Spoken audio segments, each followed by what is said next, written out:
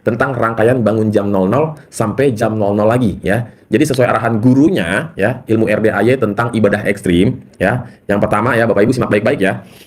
Yang pertama, ketika Bapak Ibu sudah bangun jam 00 ya, posisi masih di atas kasur, sebisa mungkin Bapak Ibu harus melakukan yang namanya ucap syukur.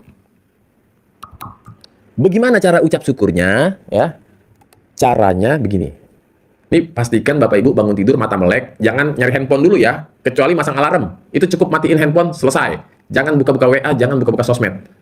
Lupakan sejenak tentang handphone ya. Ketika bangun jam 00 mata melek, ngek. Alhamdulillah, terima kasih Allah, terima kasih. Sampai saat ini, sampai hari ini, sampai malam ini, saya masih diberikan umur panjang, kesehatan panjang, rezeki panjang, juga pernikahan dan jodoh yang panjang. Apabila punya pasangan. Kalau tidak punya, ya mungkin bisa diganti menjadi alhamdulillah anak sehat semua. Ya, itu. Langkah yang kedua adalah senyum. Senyumnya sebanyak 41 kali.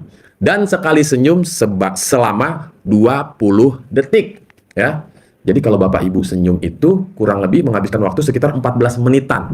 Bayangin tuh, kita dipaksa sama Pak Haji untuk senyum selama itu. Maksud dan tujuannya apa? Pertama, malaikatnya happy, bahagia, senang, gembira. Bangun tidur disambut dengan senyum, bukannya manyun. Ya. Yang kedua, dengan Bapak Ibu senyum, itu sama dengan melatih otot-otot wajah agar kencang ya. Orang yang hobinya cemberut atau merengut itu cepet tua, tapi kalau orang yang hobinya senyum biasanya awet muda. Ya, dan juga Bapak Ibu dengan senyum itu sudah menarik energi positif, bahagia, gembira sampai kurang lebih 24 jam ke depan ya. Jadi vibes-nya itu positif, happy bawaannya ya. Terus habis senyum ngapain? Lanjut mandi. Mandi pakai daun pandan 9 lembar ya. Daun pandannya nggak usah direbus ya, nggak usah digunting-gunting, nggak usah dipotong-potong, cukup diikat simpul atau dikaretin atau ditaliin ya, bebas lah, itu mah teknis. Cemplungin ke bak mandi atau ke ember atau gantung di shower. Kalau Bapak Ibu agak sulit mencari daun pandan, habis mandi boleh diambil lagi, masukin ke kulkas, disimpan. Mau mandi cemplungin lagi. Saya mah di rumah gampang nyari daun pandan, saya banyak tuh di kebun. Ya udah, cemplungin aja di bak mandi, ya. Berhari-hari, apabila udah menjelang layu atau menjelang coklat, diganti, ya. Gitu. Kalau agak sulit, boleh dengan cara tadi, habis mandi simpan lagi di kulkas, habis itu cemplungin lagi setiap mau mandi. Boleh nggak pandannya dipakai bersama keluarga serumah? Boleh, ya. Boleh nggak daun pandannya direbus dulu? Kalau bisa jangan, boros, ya kan? Nanti Bapak Ibu tiap hari beli pandan, tapi kalau mau ya terserah ya. Dan Bapak Ibu ingat, jangan pernah sekali-sekali pakai pasta pandan. Nanti badannya Bapak Ibu semua itu jadi warna hijau, udah kayak kue klepon, ya. Jangan, oke? Dan bagi yang nggak kuat air dingin, boleh pakai air anget. Jangan sekali-sekali nyobain mandi pakai air panas. Takutnya kulit Bapak Ibu melepuh ya. Maksudnya tuh kita masak air di panci, udah menggolak, udah mendidih, campur dah air dingin, jadilah air anget ya. Gitu Bapak Ibu ya. Jadi sekali lagi, cemplungin di bak mandi atau di ember atau gantung di shower, biar air showernya itu ya terkena pandannya. Oke? Saya rasa cukup jelas ya sampai mandi pandan. Beres mandi pandan, Bapak Ibu lanjut apa? Lanjut sholat tahajud dan teman-temannya. Biasanya ada hajat ya, ada tobat ya. Tapi kalau kita kan sudah disuruh Pak Haji untuk sholat tobat, jadi kita cukup sholat tahajud, hajat, witir ya. Pokoknya mau 8 rakaat boleh, 4 kali salam, mau 4 rakaat boleh, 2 kali salam. Makin banyak makin bagus lah ya. Nah, Bapak Ibu, khusus tamu-tamu atau pasien yang baru pertama kali ingin mempraktekkan ilmu RDAY ya.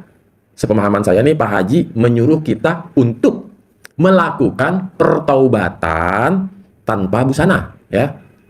Ini bisa disebut namanya pertobatan RDAY karena kayaknya nggak pernah ada tuh di mana-mana tuh. Saya baru tahunya Pak Haji menjelaskan untuk kita melakukan ini ya dalam rangka yang pasti Bapak Ibu, pertobatan yang dimaksud ini bukan mandi tobat, bukan sholat tobat ya.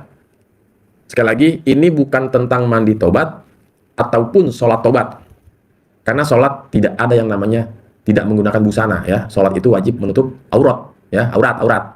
Jadi sekali lagi Bapak Ibu, pertaubatan telanjang ya alias tanpa busana ini dilakukan khusus yang baru pertama kali mau praktekin ilmu RDAY. Adapun Bapak Ibu sudah menyimak seminggu, 2 minggu, atau sudah praktekin sebulan, 2 bulan, atau baru seminggu, 2 minggu, kok saya baru tahu ya?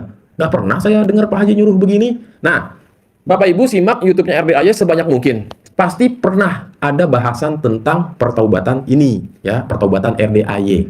Dilakukan dalam kondisi tidak berbusana, juga tidak menggunakan benda-benda yang menempel di badan, baik cincin, gelang, anting, kalung, dan lain sebagainya, ya. Jadi bagi Bapak Ibu, ini dilakukan cukup sekali di awal. Adapun kalau Bapak Ibu merasa, boleh nggak kalau saya ngelakuin sebulan sekali? Silakan. Mau lakukan seminggu sekali boleh nggak? Boleh, nggak masalah. Kalau Pak Haji menyarankan cukup sekali aja ketika baru pertama kali praktekin ilmu RDAY, ya. Jadi bagi Bapak Ibu yang selama ini, waduh, saya kelewatan, udah seminggu praktekin, saya udah 2 minggu nih, saya baru tahu nih ada pertobatan telanjang. Kayak gimana caranya? Nah, ya, simak baik-baik Bapak Ibu, ya. Jadi tentang pertobatan ini, ya, selesai Bapak Ibu mandi, ya, Bapak Ibu cari tempat yang aman dan nyaman.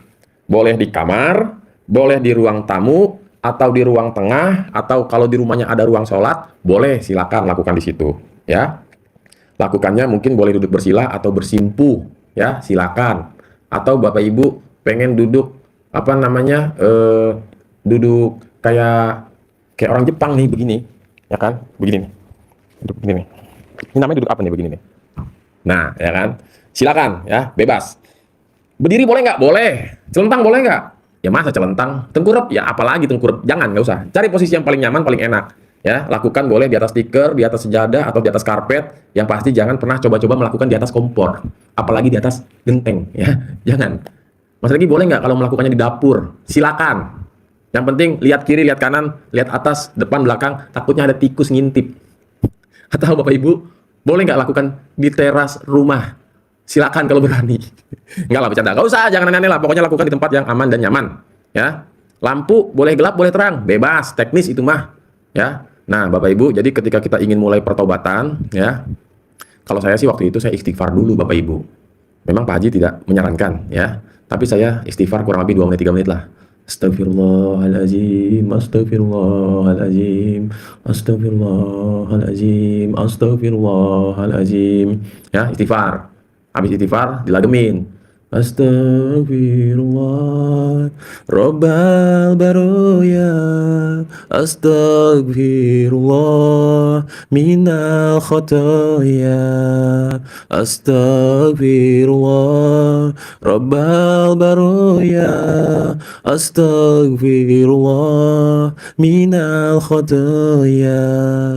Rabbi zidni ilman nafian wa wafiqni amalan mabula wa wahabli rizqan thayyiban fatub alaina taubatan nasuha astagfir. Aduh, ini kalau diterusin saya bisa menangis nih Bapak Ibu nih ya. Pokoknya intinya begitulah. Itu mah sifatnya mau dikerjain boleh enggak apa-apa ya. Utamanya begini Bapak Ibu, kita mohon ampun sama Allah, kita akui tentang kesalahan-kesalahan kita, tentang dosa-dosa kita di masa lalu, ya.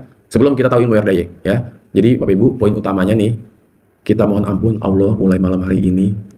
Saya mengakui semua kesalahan, juga saya mohon ampun atas dosa-dosa saya atau dosa-dosaku, ya. Bahwa aku sering menjadi Tuhan kecil, bahwa aku sering menghina Engkau Allah. Juga mohon ampun atas dosa-dosa kepada keluargaku, baik kepada istri atau suami, dosa-dosa kepada anak, kepada kedua orang tua. Mohon ampun Allah atas dosa-dosa kepada orang-orang terdekat ataupun yang jauh, baik yang masih ada atau yang telah tiada. Juga mohon ampun kepada dosa-dosa atas orang yang aku kenal, juga yang tak aku kenal, ya.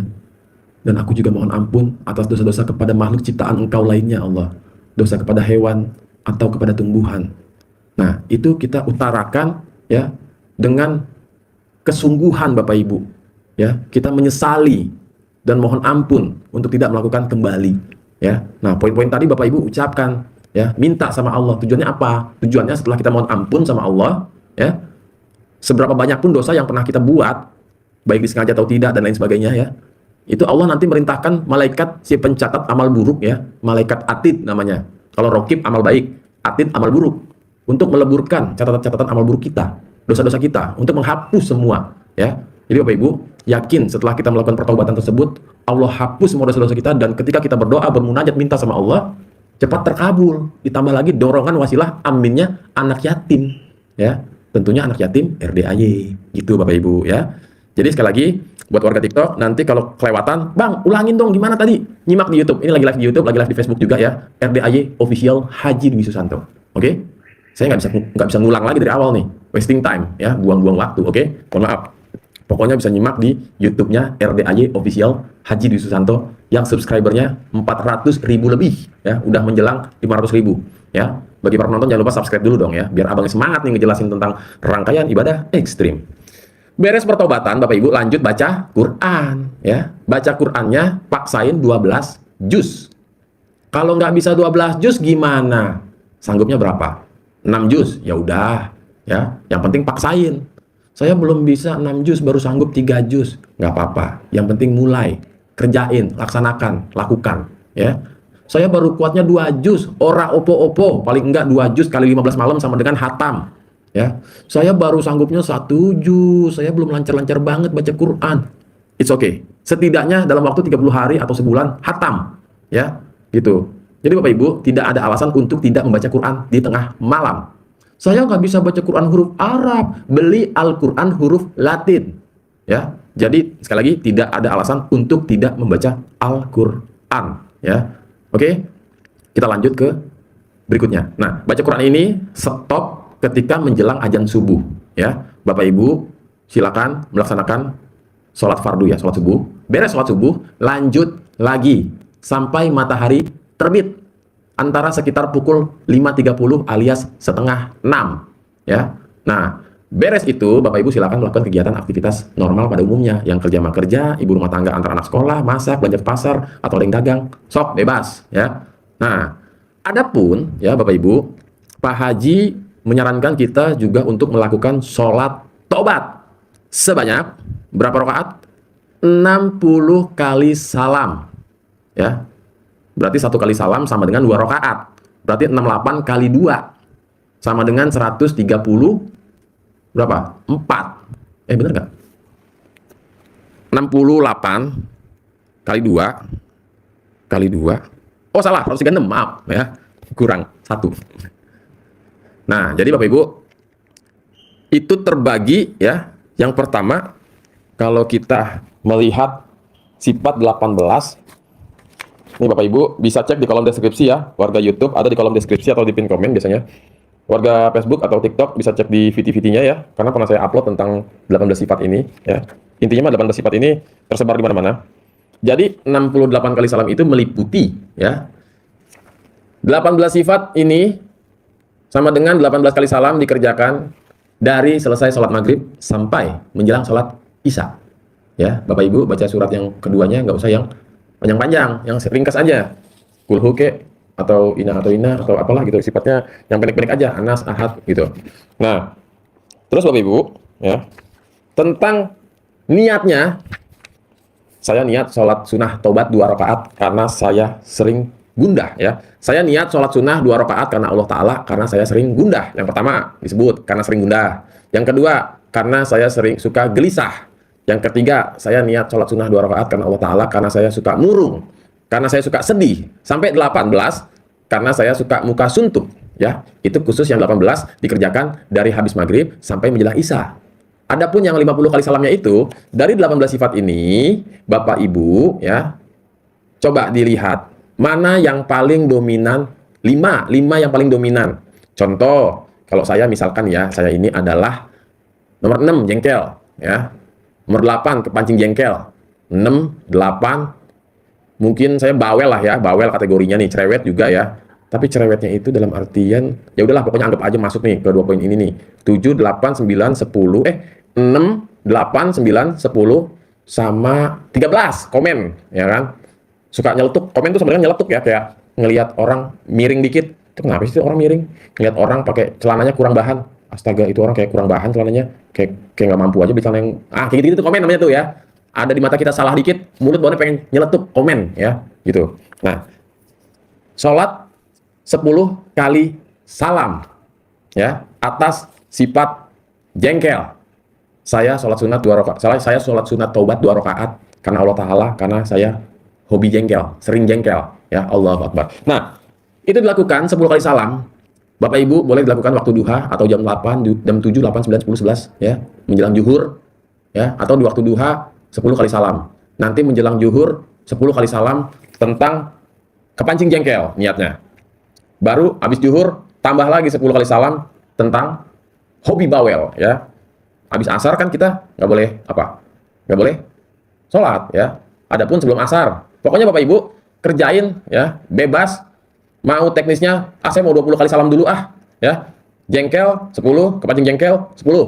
Nanti habis zuhur 20 kali lagi dah, ya kan? Sisanya habis isya gitu. Bebas, teknis. Itu bagaimana enaknya Bapak Ibu aja ya. Atur bagaimana baiknya ya, gitu. Intinya habis sholat isya, lanjut sholat tobat, setelah itu bobo, paksain molor alias sleeping beauty ya. Jangan keluyuran, jangan kelayaban, jangan banyak alasan belum bisa tidur.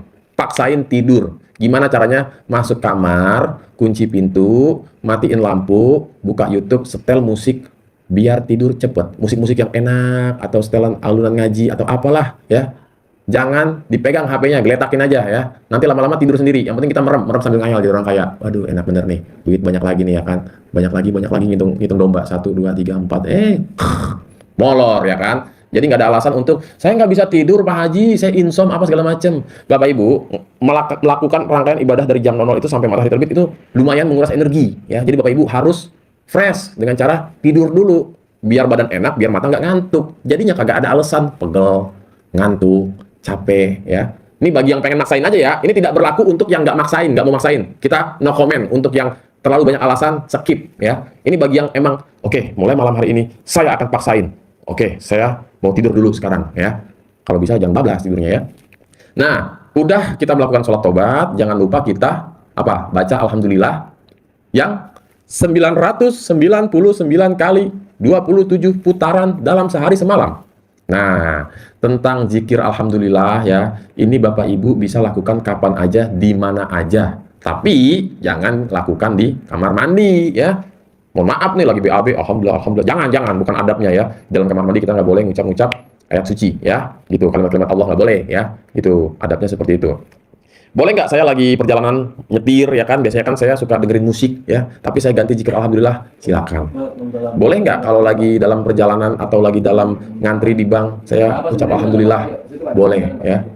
Jadi sekali lagi Bapak Ibu ya, tentang zikir alhamdulillah itu lakukan di mana saja ya, tentunya selain di toilet ya, kapan aja ya, dalam kondisi apapun ya, Bapak Ibu ucapkan alhamdulillah, tentunya 999 kali 27 sampai 999 ucap hajat dulu. Udah 999 nih biasanya pakai tasbih digital kan, ucap hajat dulu. Utang saya bulan ini lunas, utang saya 2 miliar bulan ini juga lunas, tanpa nyicil, tanpa bayar, tanpa jual aset.